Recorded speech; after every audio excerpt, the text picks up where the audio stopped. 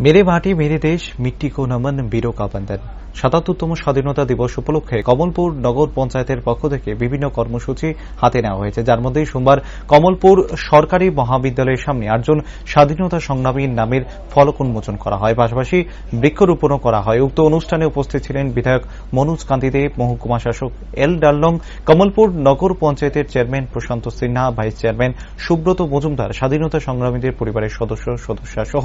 আরও অনেকে। সাংবাদিকদের মুখোমুখি হয়ে বিধায়ক মনোজ কান্তি দেব জানান, এই প্রথম সারা দেশে ফলক উন্মোচনের মধ্য দিয়ে স্বাধীনতা সংগ্রামীদের স্মরণ করার প্রক্রিয়া চলছে, আর এই উদ্যোগ গ্রহণ করার জন্য প্রধানমন্ত্রীকে ধন্যবাদ জ্ঞাপন করেন তিনি।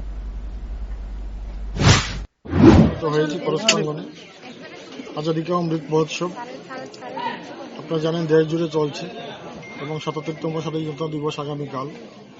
এই উপলক্ষে কমলপুর নগর পঞ্চায়েত এবং কেন্দ্রীয় সরকারের যৌথ প্রয়াসে কমলপুরের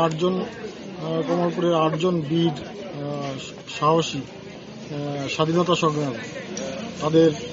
নামের ফলক উন্মোচন করা হয়েছে এবং এই প্রথম কমলপুরের বুকে, শুধু কমলপুর না, সারা ইন্ডিয়া প্রতিটা গ্রামে প্রতিটা শহরে